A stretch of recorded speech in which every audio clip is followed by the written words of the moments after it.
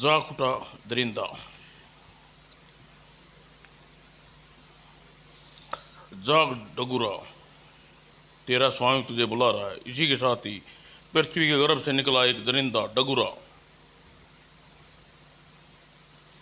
अरे कितना भयानक प्राणी है, ओह यह तो इधर ही बड़ा चला रहा है। किंतु सैनिकों वह सैनिकों के अपने सिपा सलार के पास पहुंचा। एक भयानक प्राणी इधर आ रहा है, किधर किधर है वह। जैसे ही सिपा सलार की नज़र उधर पड़ी, उफ यह क्या सचमुच भयंकर है, इसके इरादे नेक नहीं है, नज़र नहीं आ रही।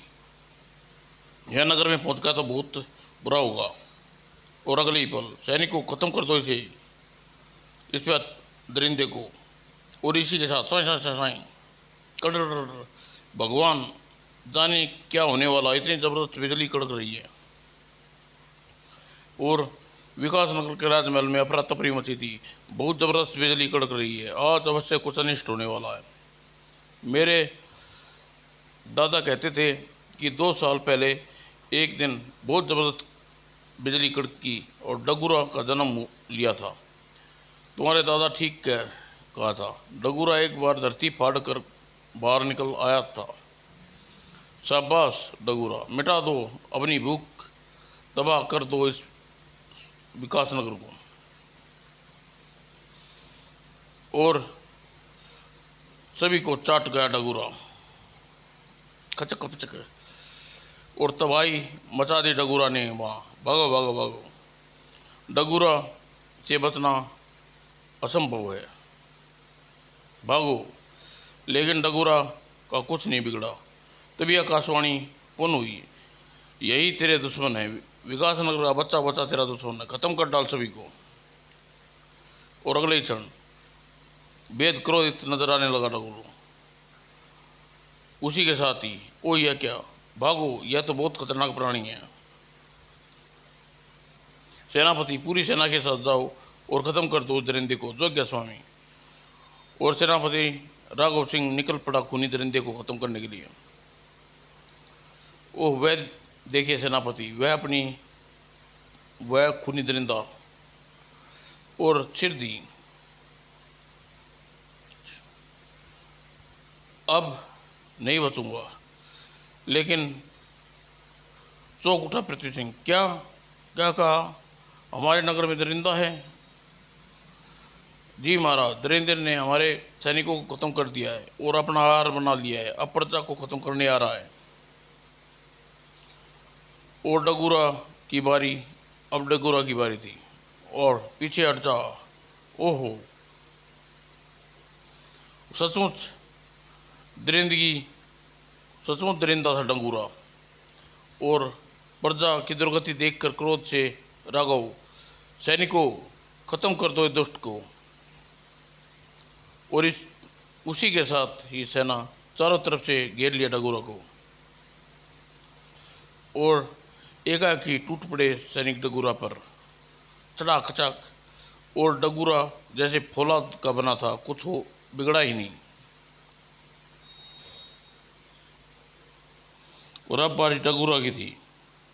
पीछे हटो, बचाओ बचाओ, हमारे हथियार इस पर काम नहीं कर रहे। लेकिन जबकि अपनी आग से ये हमें ख़त्म कर रहा है। जिंदगी में पहली बार सेनापति राघव भागने पर मजबूर हुआ। भागो, इसका मुकाबला नहीं कर सकते। हा हा हा हा, शाबाश डगुरा, बस आज इतना ही काफ़ी है, आओ मेरे पास। और डगुरा वापस नगर से भारत की तरफ बढ़ने लगा। उस राजमहल में यह क्या हो रहा है? हम पीठ दिखाकर भाग आए, मैं मजबूर था महाराज, दरिंदे पर हमारा कोई हथियार का कारगर नहीं था। मुझे तो ऐसी कोई शैतानी शक्ति लगती है महाराज। यह आप क्या कह रहे हैं?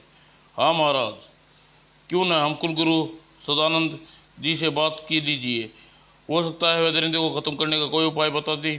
प्रधानमंत्री जी ठीक कहते हैं, एक बार कुलगुरु से मिलना चाहिए।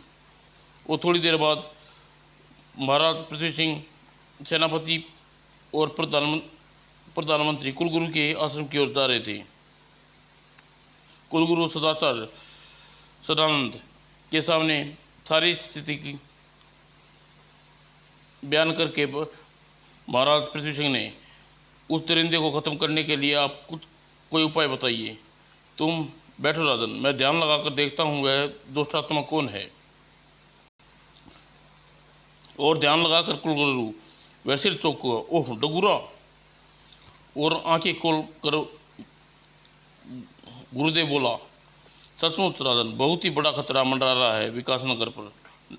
डगुरा वापस आ गया। डगुरा डगुरा, यह डगुरा कौन है कुलगुरु? यह एक खूनी दरिंदा है। 200 साल पहले एक कुल गुरु शिवधर धरती पर दफन कर दिया था। आज वह दरिंदा डगुरा फिर जाग उठा है। 200 साल पहले कुछ समझा नहीं गुरुजी। 200 साल पहले जब विकासनगर के महाराज तुषार सिंह राज करते थे, एक दिन महाराज दीप गांव में सरपंच साहब से मिलना चाहते हैं, उन्हें भेज दो। क्या कष्ट है आपको सरपंच जी? महाराज, दीनापुर पर बहुत बड़ी विपदा आ गई है। पिछले कई दिनों से गांव के बच्चे गायब हो रहे हैं।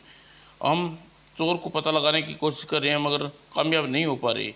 अब आप ही कुछ कीजिए। आप चिंता मत कीजिए सरपंच जी, हम आज ही कुछ सैनिकों को दीनापुर भेजते हैं। धन्यवाद महाराज।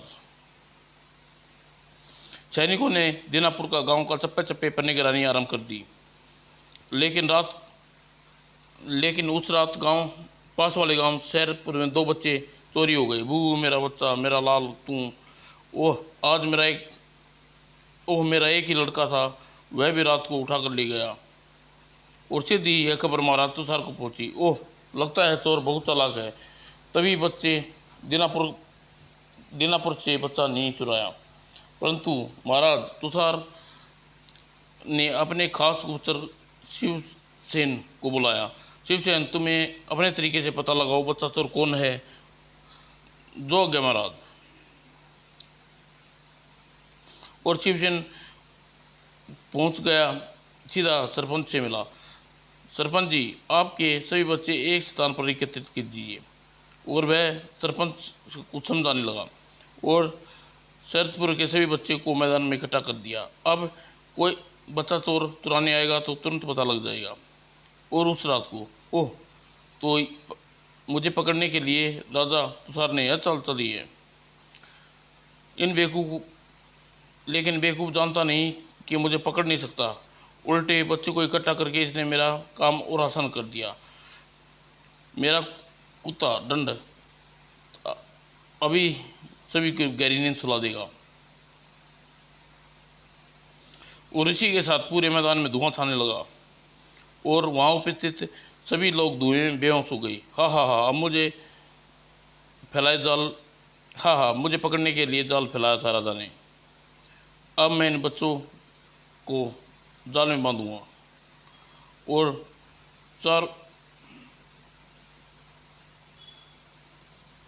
और फिर अगर मैं चाहूँ तो इस दुष्ट को अभी पकड़ सकता हूँ, लेकिन अभी मुझे यह जानना है कि यह करता क्या है इन बच्चों का।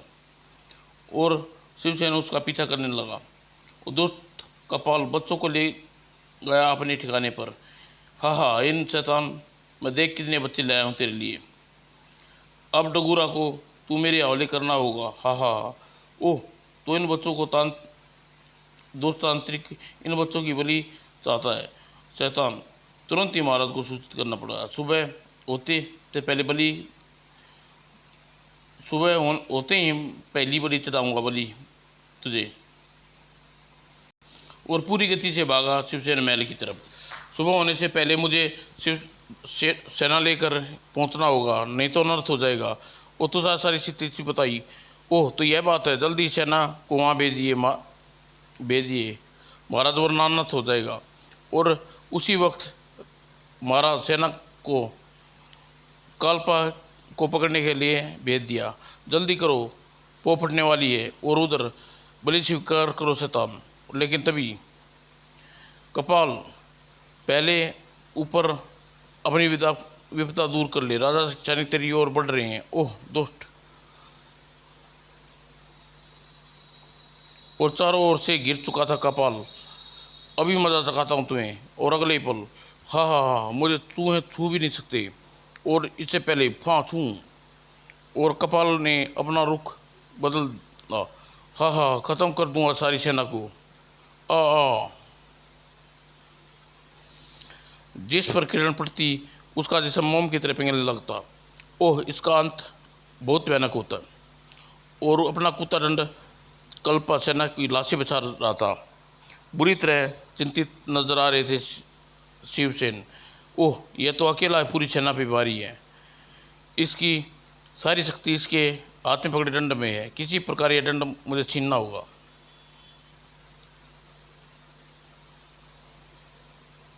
और शिवसेन अपनी जान हथेली पर रखकर छुपता छुपता पर्वत पर चढ़ने लगा। बस एक बार दंड हाथ से निकल जाए, फिर यह हमारा कुछ नहीं बिगाड़ सकता। और भयानक छलांग लगाई शिवसेन ने। ओ तड़ाक, ओ धोखा। और कुत्ता दंड हाथ से निकलते ही ऐसा ही हो गया कपाल। सैनिकों ने उसे गिरफ्तार कर लिया। दोस्त तांत्रिक, अब तांत्रिक, पता नहीं तू कितने बच्चों का खून बहाया है। तूने तूने तुमने बदले में अगर तू 100 बार मारा जाएगा तो कम है। मैं तुझे छोड़ूंगा नहीं कमीने। महाराज तुषार ने भयानक सजा सुनाई कपाला को। दुष्ट तांत्रिक, अपनी स्वार्थ सिद्धि के लिए तूने सैकड़ों मासूम बच्चों का खून बहाया है, इसलिए तुझे सजा मौत दी जाती है। इसके अंग अंग काट दिए जाए, और ताकि ये ऐसा मरने वाले बच्चे को कितनी तकलीफ होती होगी। और फिर बेदर्दी से कपाला को सजा दी जाने लगी और उसके अंग अंग काट दिए। आह आह। और कपाला चीखता रहा, याद रख तुषार, अब अपने एक एक जख्म का हिसाब लूँगा, विकासनगर से बदला लूँगा, ख़त्म कर दो दोस्त को। और अगले पल और कपाला एक दुष्ट तांत्रिक था। मरने के पश्चात उसकी आत्मा ठहाके लगाने लगी।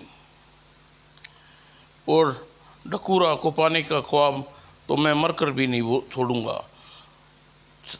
शैतान को खुश करने के लिए अभी बच्चे उठाने की ताकत रखता हूँ। ओह, कपाला की आत्मा और भी ज़्यादा खुकार हो गई। भागो, कपाला गया और वह दिन दाड़े बच्चों को उठाने लगा। ई अम्मा बापू। और शैतान के आगे बलि चढ़ाने लगा उन मासूमों की। बलि स्वीकार कर शैतान डगूरा दे दे। और फिर एक दिन, कपाला, हम तुमसे प्रसन्न होकर तुम्हें डकूरा दे रहे हैं। अब तुम तेरा गुलाम है। शैतान की जय हो। और इसी के साथ ही शैतान का मुख खुला और उसमें से डगूरा निकला। मैं तेरा स्वामी हूँ डगूरा, जब जा तबाही मचा दे विकासनगर में, खून की नदियाँ बहा दे, मेरा हुक्म है। हाँ हाँ हाँ, अब मैं देखूंगा विकासनगर की प्रजा को तबाह कर दूंगा। और तुषार, तूने बड़ा भरी मौत का बुरी मौत मारूंगा। और चल पड़ा डगूरा विकासनगर की तबाही मचाने।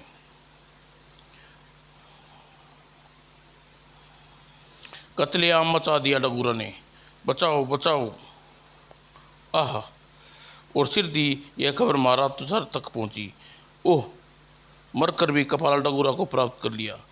डगूरा को समाप्त करने के लिए महाराज ने सेना भेजी। डगूरा को दुष्ट को, लेकिन डगूरा का कोई असर नहीं हुआ। फिर डगूरा ने सैनिकों पर भारी पड़ा। आह आह, बचाओ बचाओ। आह। ओह, हम इसका मुकाबला नहीं कर सकते। जब यह समाचार महाराज को मिली तो वह बेहद चिंतित हो नजर आने लगे। अब क्या कर, किसी तरह डगूरा को रोकना, डगूरा के विनाश को। महाराज, अब तो कुलगुरु ही डगूरा से मुक्ति दिला सकते हैं। तुरंत ही महाराज कुलगुरु शिवानंद के पास पहुँचे। अब आप ही हमें खूनी दरिंदे से मुक्ति दिलाइए गुरुदेव। गुरुदेव शिवानंद कुछ देर ध्यानमग्न में रहे। फिर, राजन, डगूरा की मौत असंभव है। उसकी मौत काली मणि में छिपी हुई है, और काली मणि अभी तक पृथ्वी के गर्भ में है जो 200 वर्ष बाद बाहर निकलेगी। तो फिर क्या हुआ गुरुदेव? चिंता मत करो राजन, डगुरा को लापता आत्मा हाथ में है और उसकी आत्मा को मैं सुला देता हूँ और उसके सोते ही डगुरा स्वयं सो जाएगा और डगुरा कभी न जागे, इसके लिए मंत्र शक्ति द्वारा गहरी नींद में सुला दूंगा जैसा आप उचित समझे। और फिर कुलगुरु शिवानंद ने मंत्र शक्ति द्वारा कपाल की आत्मा को सुला दिया